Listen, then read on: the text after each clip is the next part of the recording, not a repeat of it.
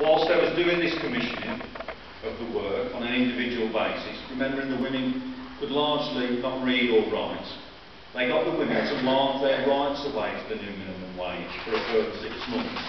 They were duped into doing this. They didn't know what they was doing. So when it was due to come into effect on the 17th of August, about 1,000 women had already signed their rights away.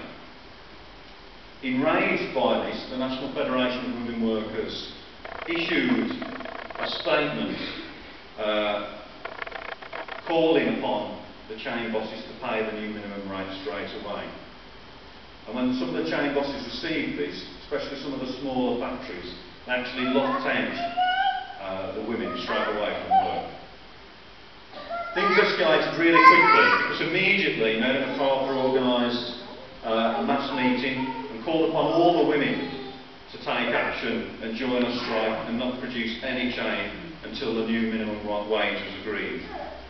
And this was something that developed with enormous speed and enormous success. It was captured, a meeting was captured by John Galsworthy, who was the author of the Forsyth Saga, and he described the joy of the occasion when the women decided to down their tools and actually begin the strike. And this is what he said.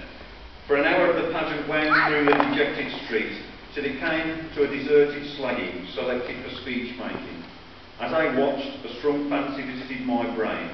I seemed to see over every rugged head of these marching women a little yellow flame, a thin flickering gleam, a trick of the light maybe, or was it the light in their heads? The indistinguishable breath of happiness had for a moment escaped prison and was fluttering in the pleasure of the breeze. This strike began with a joy and a passion and with energy really that was maintained throughout the next 10 weeks. And the employers at first didn't think the women would stay out very long, because they knew how little they earned, and they knew that to go without that 5 shillings meant hunger. Mary MacArthur was also aware that to go without that 5 shillings a week also meant hunger. And she was aware of the dire need for solidarity funds to ensure that the women weren't starved back to work. So she immediately set about trying to raise that solidarity money in order to pay the women the strike pay. She wrote to the trade unions who were around at the time, and more importantly, she created a film. Cinema was in its infancy at the time, so this film was made to raise sympathy and solidarity for the Chainmakers, and it was watched by an estimated 10 million people across the country. All this helped generate funds for the strike pay. Early donors were the railwaymen and the miners, the grocers, the weavers, through the trade unions, but also there were some significant donors from some richer people as well. During her work in the Anti-Sweating League, Mary MacArthur had got to know some sympathetic richer people, so there was one donation of £200, which at that time could pay 800 strikers 5 shillings for a week. It was a large sum of money. Other donors came from George Cadbury, the chocolate boss. He donated £5 a week. And the Bishop and Dean of Worcester donated to the strike funds as well. The women weren't just passive, they didn't stay at home while this dispute was on. They actually marched each day. They were outside churches, outside football grounds, rattling the tin, collecting the money, day in, day out. And so much money was raised that 10 days later, 300 members of the National Federation of Women Workers were on strike to receive their first strike pay.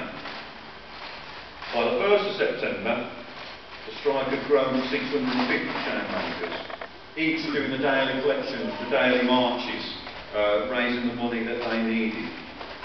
And very quickly, there was enough money being raised to pay every striker the 5 shillings that they normally earned. And unsurprisingly, that meant the strike not only remained solid, it also gained further momentum. The women faced a choice: do I work a 54-hour hard week for 5 shillings a week, or do I actually join my colleagues on strike fighting for a doubling of my wages, actually going round, having control of my day, actually seeing places I've never been to before, seeing more sunlight than I've never been to before. And quite clearly, the empowerment and the sense of liberation that must have given the women, who were largely, literally chained to their workshop normally, must have been immense really. And therefore it's not surprised that when they marched to Old Hill, they managed to pull out another 150 chainmakers to actually join the strike on the 2nd of September. In the middle of September, there was a delegation of chainmakers draped in the chains to the TUC conference. And the TUC pledged their full support for the strike. And with the donations still flooding in fact so much money was raised, there was money left over at the end of the strike. All the women were receiving the 5 shilling strike pay each week, and therefore all the pressure fell upon the middlemen and the bosses to actually settle the dispute. They realised that the women could stay out for some significant time. Now the chain bosses could sense this defeat, really, and they said they'd pay the new rate if the middlemen also agreed to pay the new rate. Well, as the weeks dragged on, more and more middlemen faced the choice of, well, do I remain as a middleman, or do I not join this white list and potentially lose my income as well? And finally, all the middlemen signed the white list and agreed to pay the new rates. So that when it came to the 22nd of October it was, a mass meeting after the chain bosses had finally declared they would not deal with any middlemen if they weren't prepared to pay minimum wages. All the women gathered to hear the fact that the chain bosses and all the middlemen were going to pay a doubling of their wages. And Mary MacArthur addressed that crowd on the 22nd of October, and it was truly an historic victory. The women had realised their collective strength, their collective power, after years of being atomised and exploited by their bosses.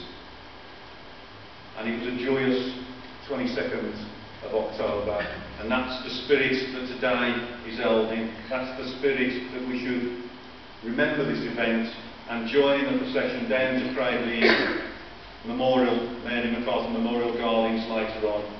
And we should always remember the power of a trade union, and in the words of Mary MacArthur, how strong a union is when it sticks together like a bundle of sticks.